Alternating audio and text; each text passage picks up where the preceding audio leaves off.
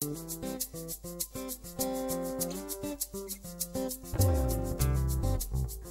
wanted to be many things, including an actress, ballerina, and architect, but ended up being one of Sri Lanka's most recognized writers. Educated in sociology, she now runs a publishing house with her husband that promotes and distributes English writing in Sri Lanka. ETV Power Women proudly presents Ameena Hussein.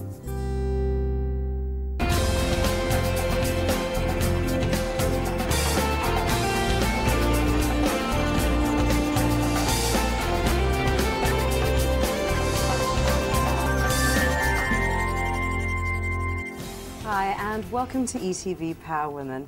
Now, on today's show, we have with us a prominent writer, a very well-known publisher, and not so well-known farmer. So, Ameena, hi, and welcome to the show. I've heard so much about you, read so much about you, and I think for me it's really quite fascinating to have you here in person today. So I'm very excited that you're here with us.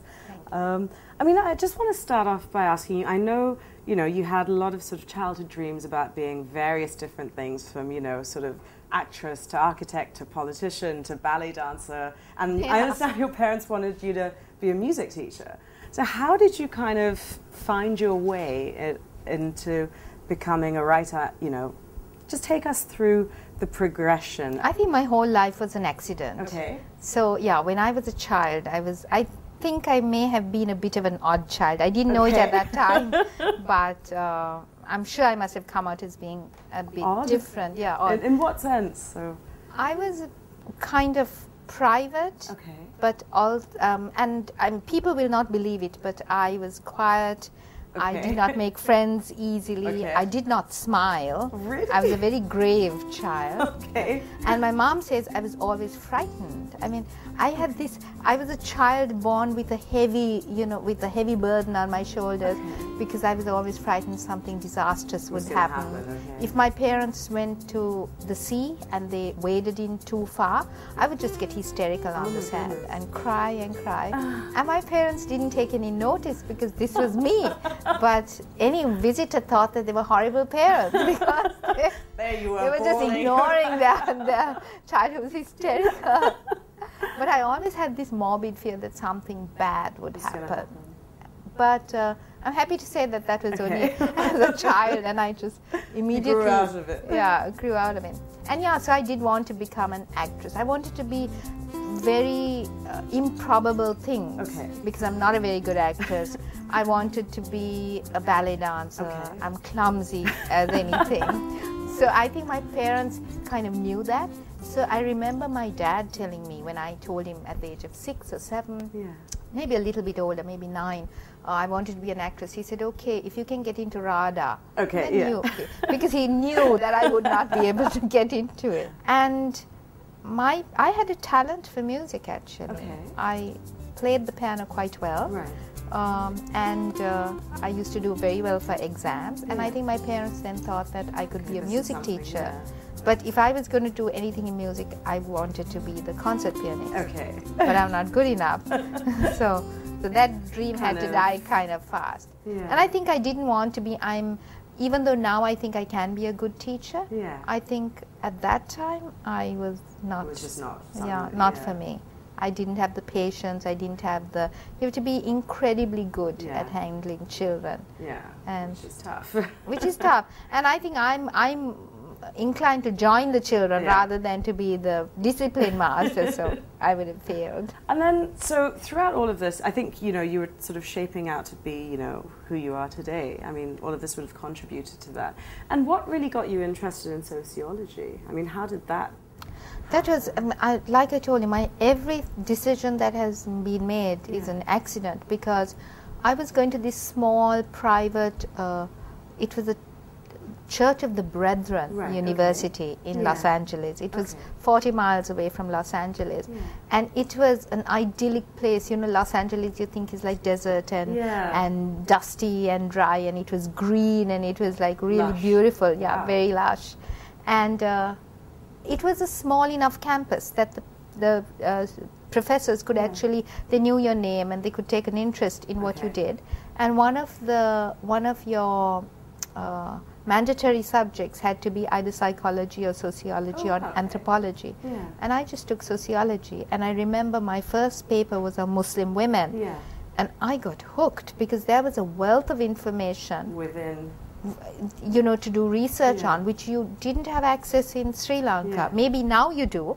but At that time, in the early 80s, you didn't. Yeah. So I then thought, okay, I'm going to be a sociologist. And my passion at that time was researching and learning about women in Islam and, you know, their role to play. And because being a Muslim woman and brought up in a traditional family, you have certain expectations of you, or what you can do, what you can't do. I was very intrigued and interested by how they all came about.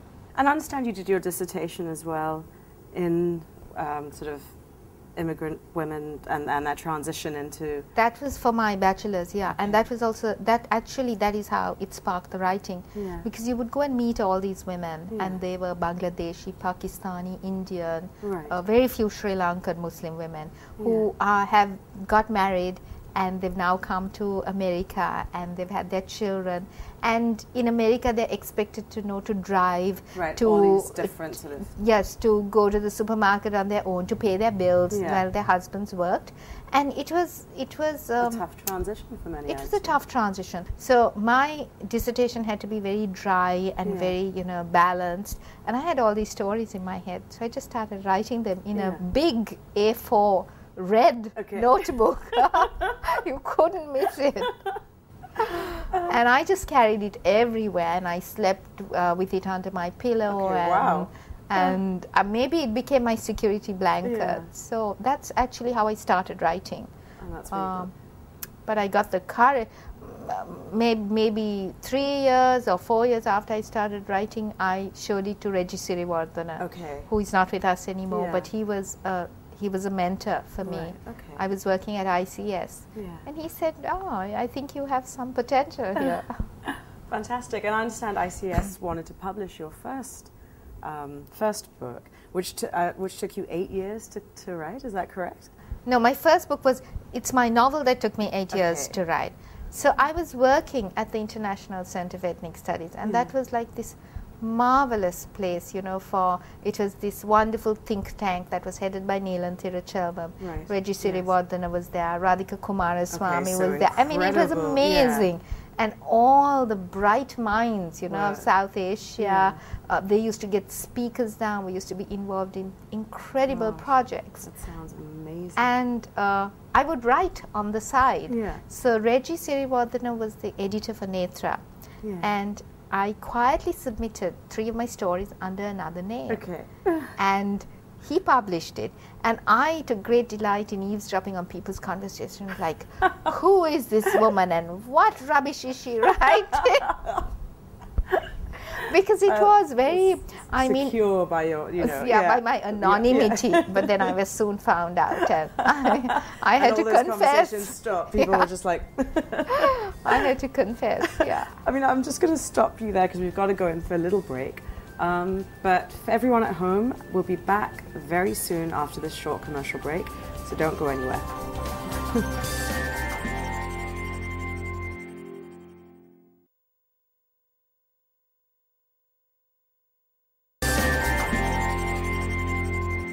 Hi, and welcome back to ETV Power Women. We're having quite an interesting chat with Ameena Hussein, a lady who needs absolutely no introduction. She was just telling us how she got into writing. You were telling us, you know, how Reggie was encouraging you with your writing. He was, and I think every writer, they're really lucky if they have a mentor or someone who takes them under their wing and who gives. Maybe in Sri Lanka, what we don't have is constructive criticism. You have criticism because they either don't like you, or they just need to say something. Or you have even the other one, which is false praise. So which is worse in a way. Which is worse because you don't grow as a writer, or you never know the you know, faults that you have in your writing. So Reggie was pretty good, and he kind of took me under his wing. He encouraged me to write a lot, but I was still doing my masters, so I was going back and forth and coming and working in ICS for a few months and going back, and before I knew it, I had a collection of maybe 17 stories, 17, 18 stories. So I came and I asked Reggie to see what worked and what didn't, and he chose 15 stories. Okay. And then ICS heard through the grapevine that I had this collection, and they said, why don't we publish it? Now, they had previously only published like academic books, and Reggie's creative writing, of course. So I said, okay. And then we put it out, and luckily for me, I left the country. Right, okay. So your book comes out and you're off. And then I'm off. And that's a good thing, because it's a very, very traumatic I can imagine time. You put out your writing and you don't don't know how it's received, and you know, it's frightening. Yeah, I can imagine. It must be terrifying, you know. It is, because writing is a solitary exercise. I mean, you show someone only when it is finished. You never show after every paragraph, is this okay, is this okay? So you have something and then you have to wait for the response. So I submitted it to the Gratian.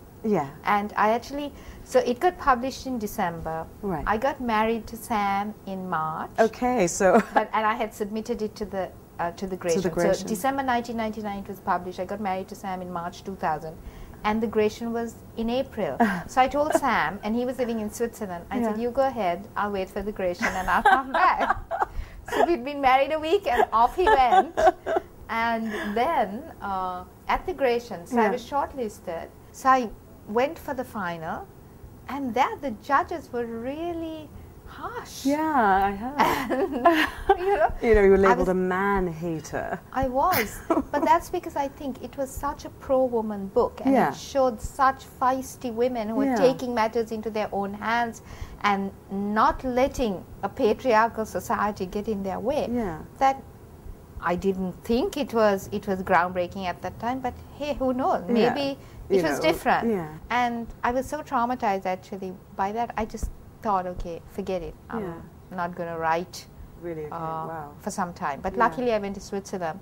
And Sam said, okay, I'll give you a 1-year paid sabbatical. Fantastic. I'll host you, I'll feed you. And you don't have to look for a job. Why don't you just write? Because I had read him some of my stuff. And he actually liked. I had already written some stories that were going to come in the second book, Zillage, and I had read it out to him, and he thought, you shouldn't give it up so easily, just write. So then after 1 year of writing, I thought I must get a job. And I couldn't find a job. It was so difficult. And I was getting depressed. And, I think when you work, you need some sort of routine. So then with great difficulty, I found a job at a human rights NGO. And I was interviewed for 2 jobs. One was for a researcher, which is what I knew. And the other, strangely enough, was to be their publishing person. And light bulbs just went off and bells started ringing, and it was less paid. It was paid less than the research, but I told the people, I want this job. If you are considering me, consider me for this job. And I got it. So I worked there for 1 year. I had told Sam I will marry him and I will come and I will live in Switzerland for 3 years. This was your, I was awful. I had a lot of demands and lot of rules and regulations. And poor Sam, I don't know how he tolerated me, but he did. And so when the 3 years were up, I wanted to come back to Sri Lanka before Sam was 40. Because I thought, somehow in my mind, I thought that once you pass the 40 mark, you start wondering, can I reinvent myself? Can I do a new job? Can I start something from scratch? Whereas in your 30s, you still have that arrogance. You can do everything and everything. So I knew I had to get him to the country before he hit 40. So actually in his 40th year, he was turning 40 in March, and we moved back in January. So just. And and it had, even from my ICS days, I wanted to have a publishing house. But if I had had it on my own, it would have been this, hobby kind of thing. I would have done other work in an NGO and done this publishing in my spare time. I owe it all to Sam that it became what it has. I mean, it is not at all to me. On that note, we're going to take another little break. But we are going to be back after this short commercial break with a lot more from Ameena, so don't go anywhere. We'll see you soon.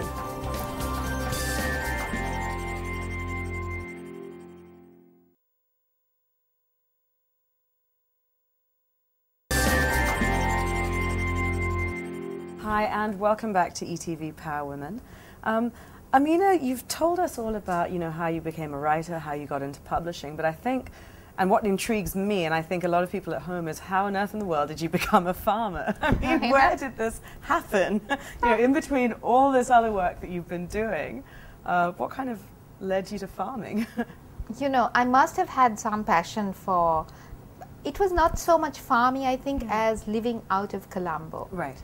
And I remember this, though my mother denies it. At 15, I told her to give me in an arranged marriage. Oh my goodness. To a planter. But she didn't take me seriously. So, well, good thing too. Then I had to, who knows, I might have made an excellent planter's wife and run a ship-shape household. But anyway, that was not meant to be. Yeah. So I had this desire. I don't know, it was a really weird thing. Okay. Every time I came to Sri Lanka for holidays, I would ring up people and I would scour the ads for land. Okay. And it didn't have to be an estate. I just wanted a plot of land by a body of water. Actually, Right. that was my brief. So when I met Sam, and we kind of fit. I met Sam rather late in life, in my 30s. I think when I think a woman in her 30s kind of has a sense of who she is and knows what she wants. So I told him I want to have a publishing house and I want to have land outside Colombo. And he was completely unfazed by those demands. Like, is that all? I can do much more. I'm a 21st century man. So anyway, when we came back, we started looking, and they were glorious 2 years because the publishing house was doing my book, and we were still small, so we could up and go Monday to Friday. We're out of town looking for land, and we went to Tangor, we went to Hambantota, we went to Beliata, we went to the hills. So you basically toured Sri Lanka. And it was much, much later that we drove up to the northwest coast. Right. And you won't believe it, Minoli, we drove into Putlam town, and both Sam and I just had this incredible feeling of being at home. Wow. And then once we knew where we wanted to buy land, then it was just dogged determination, we're gonna do this. Here. And our friends were like, it's 2 years, y'all are really not serious, y'all are just, wasting your time, hurry up and buy land. But we couldn't buy any land. So because Sam's as eccentric as I am, so we would go to the plot of land and we would close our eyes and hold our hands out and feel the wind and the energy and let the trees talk to us. And then we found our land like that. And it has a lot of cohomba trees. Right. And the villagers came and said, if you're going to plant coconut, you have to cut all the cohomba trees. They're like, are you mad? No. Rook Rakagan no should hear of me. And so we kept the cohomba trees, and they were tiny and suffering and malnutritioned, and now they're blooming and healthy and kind of overtaking the place. And we planted our coconut and we planted our kaju and lots of fruit trees. Wow. And we kept 5 acres jungle. Because because in that area we had deer, we had peacock, we had mouse deer, we had fishing cats and hare and a lot of wildlife, except elephants and leopard. So I kind of wanted to keep 5 acres so that they have a bit of a home. And so we still have all those things, and though we don't see them very much, but at least, and luckily our neighbor, who is a very close friend of ours, also is very much into this, growing hardwoods and reforestation. So it's nice to be in that area and to have like-minded people, surrounding. So that's, and we plant a tree for every book that we so you kind publish. of give back. We do. Actually, it's more than one tree for every book, but we know we definitely, every book has a tree. Right, okay, so that's lovely actually. Yeah, that's so really nice. we can say this is the village tree. Yeah. This is the, you know, the sweet and simple kind Yeah. tree. So, and there's a bit of a ritual. And everyone who comes to our land for the first time also plants a tree. I mean, I just want to talk about this because we discussed this earlier actually, and it's you know, it's a huge part of your life, and I think you've changed a lot after, I mean, you're a cancer survivor. Yeah. And I mean, that must have just been an incredibly traumatic experience, but you've come out of it and you're so positive and you feel like you've got this sort of changed outlook to life. I mean, would you like to talk a bit about how actually the cancer and the plot of land we have is related in Puttalam, because I felt very ill there. Right. And it was 4 o'clock in the morning and I couldn't breathe. Yeah. And then Sam had to drive me down to Durdans. I mean, straight from Colombo to Durdans. And at any point of time, I mean, we just thought it was an asthma attack because for 6 months I had not been able to breathe. Anyway, eventually even I, dunce that I am, realized that I was very ill and I needed to be admitted. So we went, and from that day, 8th of June 2007, I mean, it was just a roller coaster ride, and like every day brought in something new. No one in my family had cancer. I mean, you don't even think of those things. And so after doing some tests of which they weren't actually telling me about, at 10 at night, I was still at ICU, my doctor tells me, Ameena, you have to see an oncologist. Oh my God. And I'm like, I don't like that word, you know. I know what oncologists do. And he's like, no. I mean, it need not be cancer, but we have to take some tests. But I had cancer. And one of the things I've noticed, and I mean, I'd like to talk about that, is that people don't like to talk about cancer. They don't like to, they say the C word, they say, what did you have?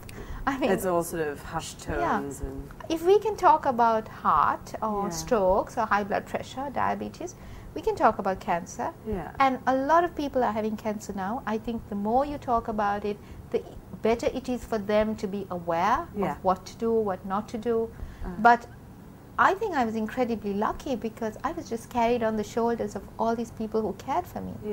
I mean, they looked after me, they bathed me, they fed me, they listened to me. I was an awful patient, and I totally sympathize with them for having to be around, but it was in a weird way, I didn't have it so difficult because I had such an incredible support system.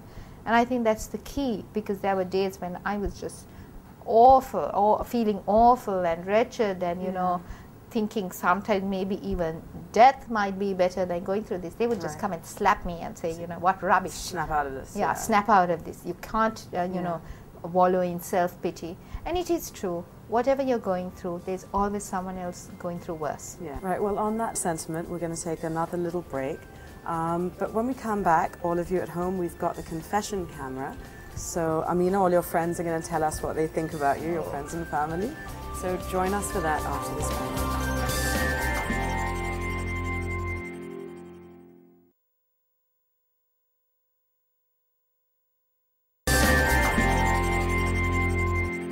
Hi, and we're back with ETV Power Women and Ameena Hussein.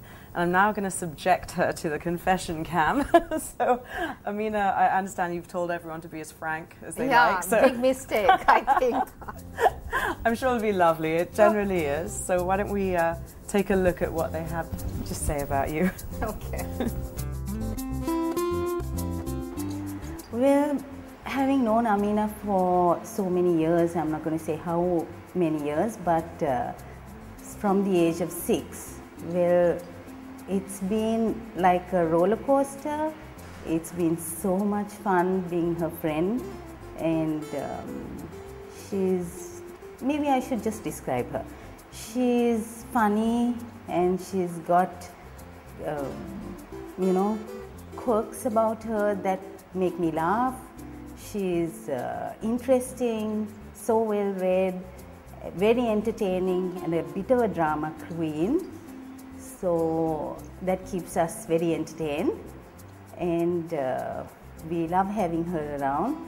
In school, she was always always very interesting.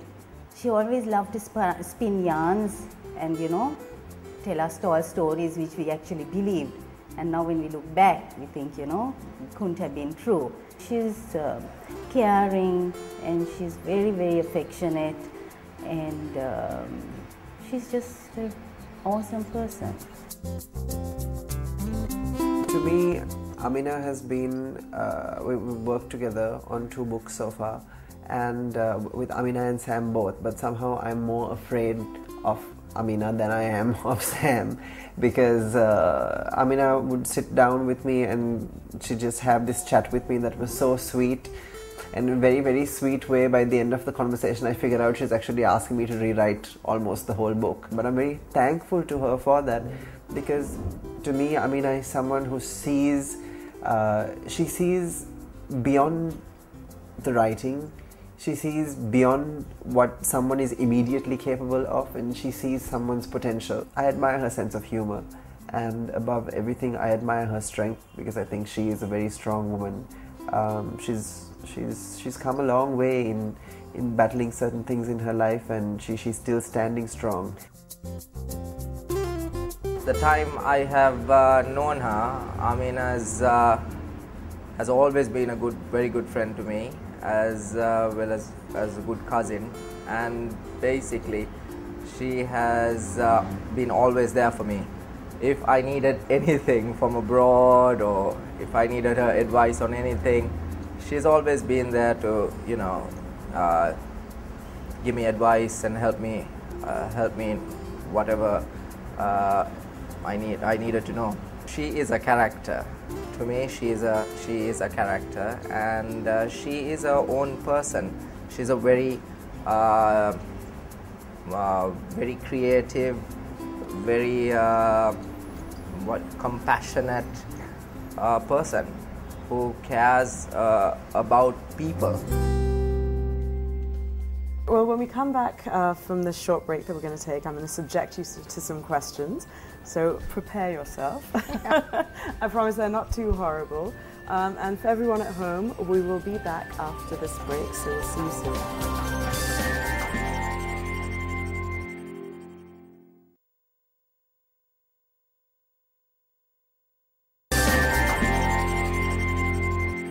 Hi, and welcome back to the quick-fire, rapid-fire question segment of Power Women. I put everybody on the spot, but you know, I think we hype it up to be a lot worse than it is. It's actually quite easy. So here we go with number 1. What's the toughest thing about divorce? People's perception of you, Right. and how they make all sorts of assumptions. What's the first thought that comes to you when you look in the mirror? Why am I so fat? Really? What did you go out and buy after your first paycheck? That's really interesting. I think I bought a carpet. What book do you wish that you'd written?